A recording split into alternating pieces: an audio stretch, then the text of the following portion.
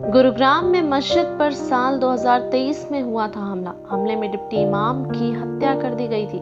अब जमीयत उलेमा हिंद ने लिया केस लड़ने का फैसला। आदाब, आप देख रहे हैं मेगा मीडिया बिहार। गुरुग्राम के सेक्टर 57 में स्थित अंजुमन जामा मस्जिद पर हमले में मौलाना साद की हत्या कर दी गई थी। मौलाना साद इस मस्जिद के डिप्टी इमाम थे। इस दौरान हमलावरों ने मस्जिद में आग लगाई और फायरिंग की। इस घटना में मस्जिद में मौजूद 3 अन्य लोगों में से एक घायल हो गए थे, जबकि उस समय 2 सुरक्षित बच गए। पुलिस के अनुसार यह घटना दिल्ली से सटे गुरुग्राम में हुई, जो अपनी आधुनिक इमारतों और बहुराष्ट्रीय कंपनियों के कार्यालयों के लिए जाना जाता है।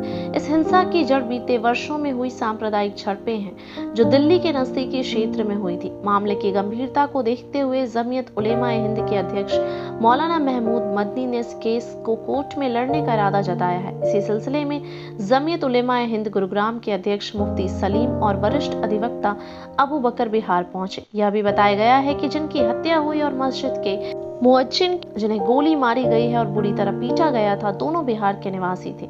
जमीयत उलेमा हिंद गुरुग्राम के अध्यक्ष मुफ्ती सलीम और अधिवक्ता अबू बकर ने 16 नवंबर शनिवार को बिहार के अररिया में प्रेस कॉन्फ्रेंस किया।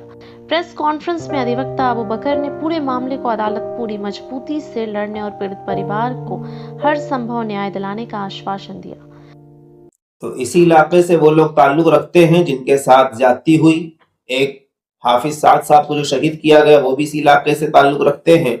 तो उनके घर वालों से मिल करके उनको तसल्ली देना है और ये यकीन दिलाना है कि जमीयत उलमा जो है वो पूरे मुल्क में मजलूमों के साथ खड़ी हुई है, शुरू से आज तक और आइंदा भी लड़ेगी, चाहे वो हाफिज साद का मामला हो या दीगर मजलूमीन का मामला हो। तो इसी के ताल्लुक से हम लोग यहाँ आए थे, कुछ मुलाकातें हुई हैं।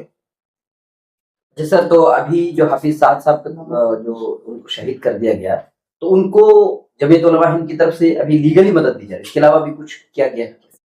देखें, जब हाफिज साद साहब को शहीद किया गया उस वक्त जो पोस्टमार्टम का मामला था, उस वक्त जमीयत उलमा बल्कि जमीयत उलमा हिंद से जो जनरल सेक्रेटरी हैं हजरत मौलाना हकीमुद्दीन साहब, वो पूरे वफ्त के साथ तशरीफ लाए थे और मुलसरी जहां पोस्टमार्टम हो रहा था वहां पर मौजूद थे। और गुरुग्राम की भी पूरी टीम वहां मौजूद थी जमीयत उलमा की। और पोस्टमार्टम से लेकर के एम्बुलेंस कराने तक एम्बुलेंस कराई गई। एम्बुलेंस करा के हाफिज साद साहब को बहुत इज्जत के साथ वहां से उस जनाजे को रवाना किया गया। उसमें हाफिज साद, उनके शादाब जो बड़े भाई हैं, वो उस जनाजे के साथ रवाना हुए। तो शुरू से जमीयत उलमा इस केस में जुड़ी हुई थी, लेकिन बीच में कुछ तंजीमें आई और उन्होंने कहा कि हम मजबूती से इस केस को लड़ेंगे, लेकिन वो मजबूती नजर नहीं आई गुरुग्राम के आवाम को। तो उन्होंने सारे मुकदमात जो भी इस केस के अंदर वकला हजरात थे उनसे लेकर के अब जमीयत उलमा के जो वकील हैं ये इस केस को पूरी मजबूती से देखेंगे। जमीयत उलमा गुरुग्राम के बैनर तले। एक बात ये वाजे कर दें कि गुरुग्राम के अंदर इस तरह के मामला गाहे बेगाहे होते रहते हैं, चाहे नमाज का मसला हो या दीगर मसाइल हो, और माहौल खराब करने की जबरदस्ती कोशिश की जाती रही है। लेकिन जमीयत उलमा का जहां काम है मौलाना महमूद मदनी साहब के ईमान और इशारे पर, तो वो ऐसा नहीं है कि मुसलमान के लिए ही काम करती हो, जबकि एक ग्रुप ऐसा है गुरुग्राम के अंदर जो माहौल खराब करने की पूरी कोशिश करता है। लेकिन इसी के साथ साथ गुरुग्राम के अंदर एक बड़ा ग्रुप ऐसा है जो माहौल को साजगार बनाने में हमारा पूरा साथ देता है। और इस केस के अंदर भी मैं इस बात को वाज़ेह कर दूं, ये केस जमीयत उलमा के बैनर तले तो लड़ा जा रहा है, लेकिन गुरुग्राम की आवाम में जहां मुसलमान साथ हैं, उसी तरह से हिंदू और दीगर मजाहिब के लोग भी साथ हैं। और उनका भी कहना यह है कि जो जालिम है और जो मुजरिम है उनको सजा जरूर मिलनी चाहिए, ताकि आगे इस तरह की वारदात को रोका जा सके। जुल्म चाहे हिंदू के साथ किया गया हो चाहे मुसलमान के साथ किया गया हो, गलत गलत है। और गलत को रोकने के लिए जो गलत करने वाला है उसको सजा मिलना लाजिम और जरूरी है, ताकि दोबारा ऐसी वारदात किसी के साथ ना वाक़ हो। अच्छा सर, मैं जानता हूँ कि हाफिज साद साहब के ऊपर 3-4 बहनों की किफालत की जिम्मेदारी थी, तो क्या जमीयत की तरफ से उनकी कोई माली मदद की गई? शुरू में उनकी थोड़ी सी माली मदद की गई थी, मैंने अभी इससे पहले बताया था। बीच में कुछ तंजीमें आ गई थी जिन्होंने ये कहा कि हम इनका पूरा ताउन करेंगे, इस केस को मजबूती से लड़ेंगे।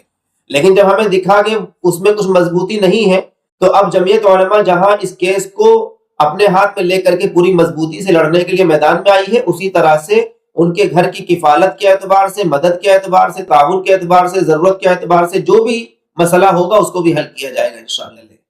وکیل صاحب سے میرا ایک سوال ہے سر کہ ابھی جو کیس ہے وہ کہاں اسٹینڈ کر رہا ہے؟ دوسری بات یہ ہے کہ کیا اسے تھوڑا زیادہ کھینچا جا رہا ہے؟ جو پولیس ہے، جو پرشاسن ہے یا سرکار ہے، ان کی طرف سے کچھ دباؤ وغیرہ بھی ہے؟ دیکھیے کیس جو ہے وہ گواہیوں کے اسٹیج پر ہے ابھی، اور تقریباً 25 گواہیاں ہو چکی ہیں، چارجز فریم ہوئے، گواہیاں شروع ہوئی، تمام ملزمین پہلے جیل کے اندر تھے، آج جو سب ضمانت پر باہر ہیں۔ ہائی کورٹ کا ڈائریکشن تھا ایکسپیڈیشس ٹرائل کا، تو جلدی جلدی تاریخیں لگ رہی تھیں اس میں، یہ تاریخ تھوڑا سا لمبی ہے چونکہ گواہیاں ہو رہی ہیں، اور شروع میں ایف آئی آر میں بھی کمپلیننٹ پولیس والے ہی تھے۔ پولیس والوں کے شروعاتی جو بیانات تھے 161 کے، اس میں انہوں نے سارے ملزمین جو ابھی ہیں ان کو آئیڈینٹیفائی بھی کیا تھا، ان کا نام، فادر نیم، ایڈریس، ساری چیزیں انہوں نے ایف آئی آر میں بھی مینشن کی تھی۔ لیکن بعد میں جب کورٹ میں گواہیاں ہوئی، اس میں کہیں نہ کہیں وہ سب لوگ ہوسٹائل ہو گئے اپنے پرانے بیانات سے، اور اب تک 25 گواہوں میں سے جتنے بھی گواہ تھے وہ سبھی پولیس کے ہی گواہ تھے، ایک دو کو چھوڑ کر کے۔ لیکن وہ تمام لوگ جو موقع پر موجود تھے، جو حادثے کے چشمدید گواہ تھے، جنہوں نے ملزمین کو پہچانا تھا اور ملزمین کا نام اور شناخت بتائی تھی، وہ کسی نہ کسی دباؤ میں کورٹ میں آ کر کے اپنے پچھلے بیان سے پلٹ چکے ہیں، یا ہوسٹائل، جسے لیگل لینگویج میں ہوسٹائل ہونا کہتے ہیں، کہ وہ ہوسٹائل ہو گئے ہیں۔ تو اور جو ملزمین تھے وہ چونکہ وہاں سے باہر نکل چکے ہیں، ان کے اوپر آج یہ کہا جائے گا کہ وہ گواہوں کو توڑنے میں، ان کے بیانات بدلوانے میں پوری طرح سے کامیاب نظر آ رہے ہیں، اور اسی لیے ان کو جیل میں رکھنا ضروری تھا۔ لیکن کہیں نہ کہیں پیروی کی کمزوری کہیے یا سسٹم کی ناکامی کہیے کہ وہ آج جیل کے باہر ہیں۔ جو اہم گواہ تھے ان کی جلدی بیانات ہونے چاہیے تھے تاکہ ان کو کسی طرح سے پریشر میں یا دباؤ میں لے کر کے ان سے بیانات جو ہے وہ بدلوائے نہیں جا سکے، لیکن وہ بہت آسانی سے بدلوا دیے گئے۔ یہ بہت ہی تعجب کی بات ہے کہ جن لوگوں نے نام، فادر نیم، ایڈریس، ساری چیزیں بتائیں، وہ کورٹ میں بہت آسانی سے آ کے انہوں نے کہا کہ نہیں، ان کے چہرے پہ کپڑے ڈلے ہوئے تھے اور ہم ان کو نہیں پہچان پائے۔ لیکن چونکہ ابھی بھی گواہیاں چل رہی ہیں، مور دین 40 وٹنسز ہیں، اور جو دوسرے سرکمسٹینشیل ایویڈنسز ہیں، الیکٹرانک ایویڈنسز ہیں، وہ ان لوگوں کی وہاں پر موجودگی، اور کیونکہ رات کے 12 بج رہے تھے اور وہ مسجد الگ ایک جگہ تھی جہاں پر حالات خراب تھے۔ بیسیکلی جو کمیونل ٹینشن ہوا تھا اس دن وہ میوات میں ہوا تھا، گڑگاؤں میں، گروگرام میں کسی بھی طرح کا کوئی حادثہ نہیں ہوا تھا، لیکن چونکہ اس سے پہلے بھی مسجدوں کو لے کر کے گروگرام میں نفرت پھیلائی جا رہی تھی، ایک فرقہ وارانہ کشیدگی تھی، اور وہ جو وہاں کی رولنگ پارٹی حکومت وہاں پر چونکہ بی جے پی کی ہے، اور وہاں کے جو منسٹرز تھے ان کے جو ہمارے اسٹیٹمنٹس ہیں وہ سب ہمارے سامنے ہیں، تو کہیں نہ کہیں ان لوگوں نے بھی فرقہ وارانہ کشیدگی کو بڑھانے میں اور بڑھنے میں پوری مدد کی تھی۔ پھر یہ حادثہ ہوا کہ رات میں 12 بجے اچانک مسجد کو گھیر لینا، مسجد کو توڑ پھوڑ کرنا، مسجد میں آگ لگا دینا، امام صاحب کو بے دردی سے شہید کر دینا، مؤذن کو بھی گولی اور چاقو مارنا کہ وہ لمبے ٹائم تک ہاسپٹل میں رہے اور موت کے منہ سے بچ کر کے نکل کے چلے آئے۔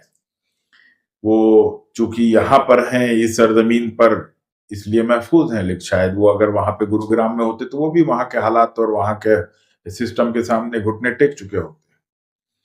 تو اگر کوشش کی جائے گی، اور ہم لوگ کوشش کر رہے ہیں، اور انشاءاللہ جو انصاف ہے وہ انصاف ہوگا، متاثرین کو ان کا انصاف ملے گا، یعنی مجرمین کو ان کے جرم کی سزا ملے گی۔